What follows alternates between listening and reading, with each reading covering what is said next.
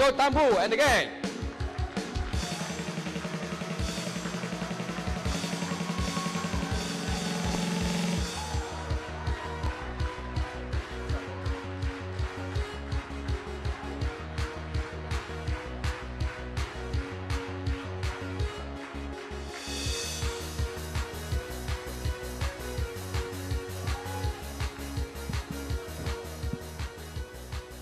Good evening, everyone.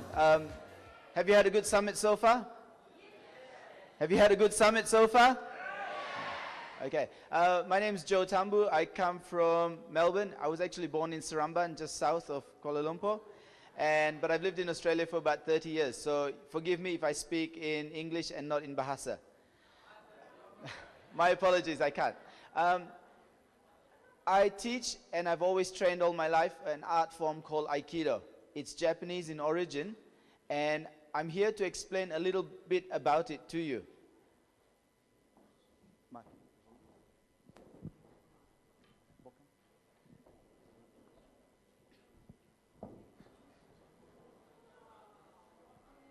Aikido comes from Japan, and it started off at the time when the samurai were using swords.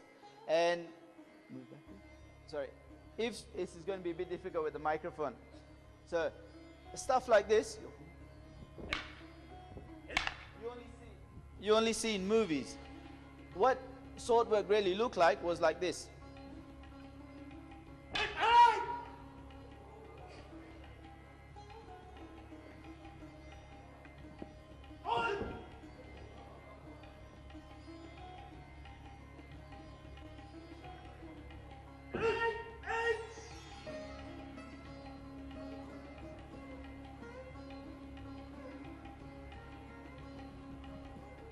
The best defense against a sword was to deflect, not to meet an attack.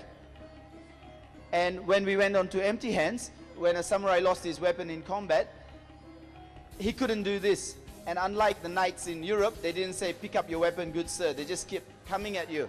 Now, even if I got in, doing this was not an option because he had armor on. So in Aikido, I had to learn to avoid. After avoiding, control, and I have to learn to control the man and disarm the weapon.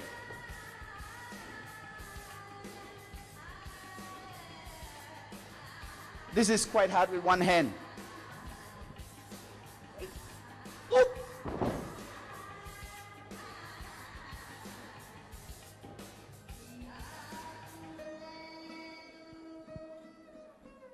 And the practice from that and the theory from that led on to empty hand practice that looked like this.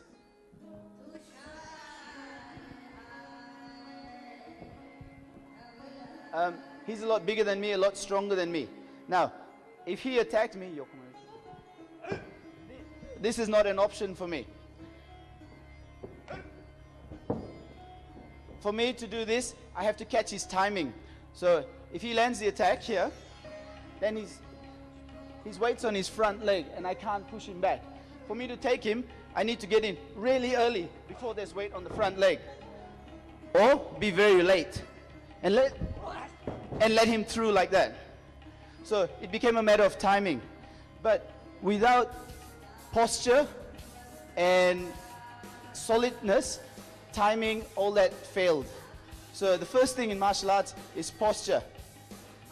And from practice, we start to do things like this in Aikido.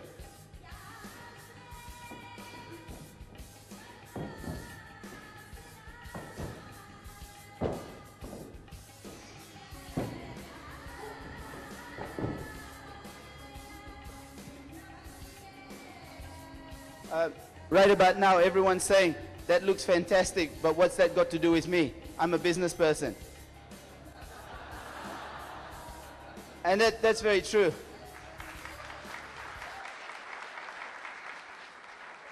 I do a lot of corporate talks in Australia, and the people I work with use what I do as a metaphor. There's an old African saying, and he says, metaphors are the spice with which we eat our food. So we use metaphors, we use examples, we use analogies, because that brings out things in us. For example, in Aikido, there's a lot of elements that make up Aikido. It's a very philosophically based art. And one of the big things about Aikido is a belief in yourself and in what you do. And that's transferred into a position of in physicality as well. So I need to be confident in myself, and confidence transfers into posture as well. If I wasn't confident and my posture was bad, this would happen.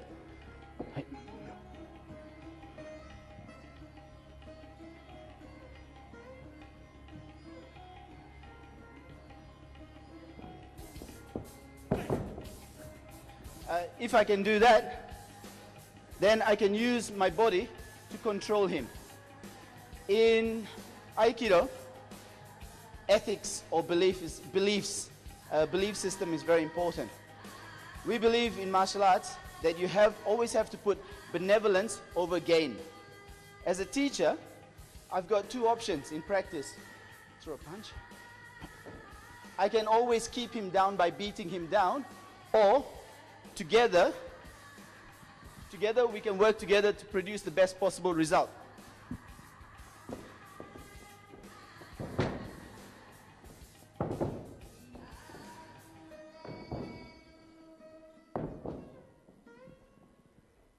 So let me ask you,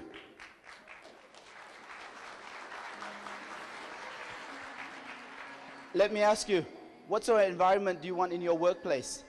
The one where you have people competing against each other, putting each other down to advance themselves, or do you want people working in cooperation to further the company? Your choice. I know what I'd want in my school. Now, if you put benevolence over gain as a teacher, then you're always looking after your students. If you put honor over reputation, then you don't do the wrong thing. But to do that, you need discipline in martial arts. And discipline is born from belief. Now, look at my students here. They're sitting down, and it's quite difficult to sit like that for long periods. They sit like that because at the start, they fear me a little bit. But after 10 years of practice, if they're still doing it out of fear, they haven't learned anything. They behave in a certain way now because we have the same belief systems. We believe the same thing, and we want the same things. We're heading for the same objectives.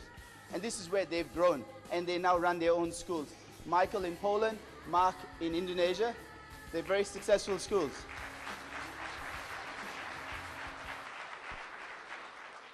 I had the pleasure of meeting Dr. Elias Omar I've forgotten where his office is, a few days ago. And what touched me about his company was when I walked in, it said that, I have to paraphrase, I can't remember the exact words. It said that to be successful, you have to help others be successful. And that's Aikido as well. So as soon as I walked in, I saw that, I thought, I got to meet this man. And then in meeting him, and not just in meeting him, in my line of work, your awareness is very important. Watching his relationship with his employees, with his staff, they were all very respectful of him, but very calm and casual in his presence.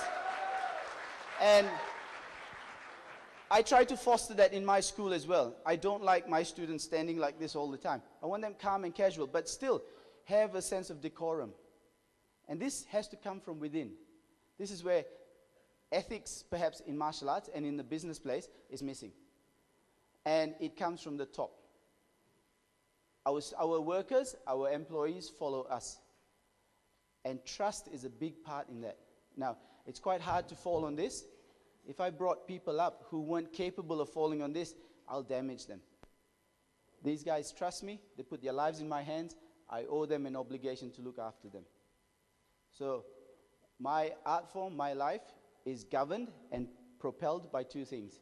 It's governed by my obligations to my art form and my teachers, and it's propelled by my desire to achieve.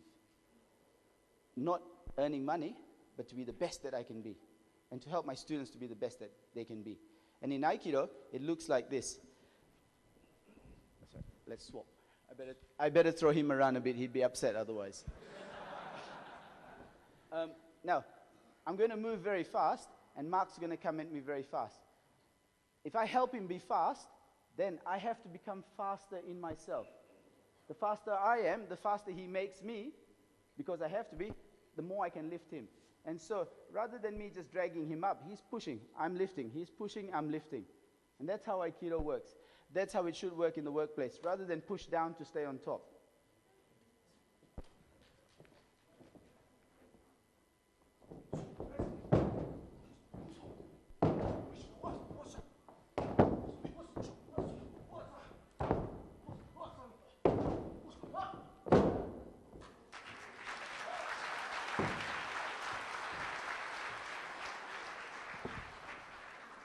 Finally, there's an old samurai adage. It says, if it's not necessary to do something, it is necessary not to do it. In terms of martial arts, if someone grabs me and I can control him like this and take him down, then I've got him pinned.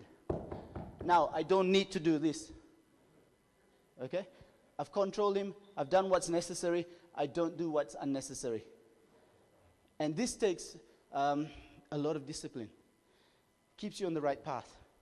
And for me, in terms of business, it's not just pursuing fiscal goals, but trying to get objectives, philosophical, conceptual objectives out of your company, out of your people.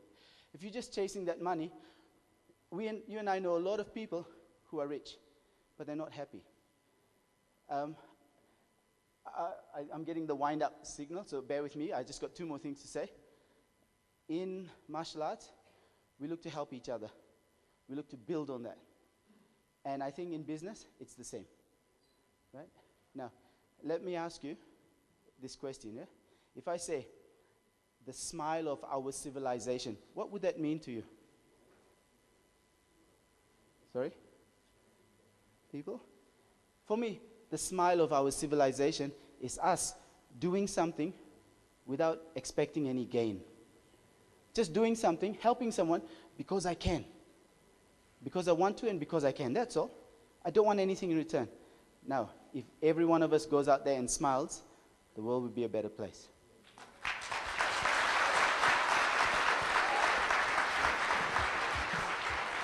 Thank you very much, everyone.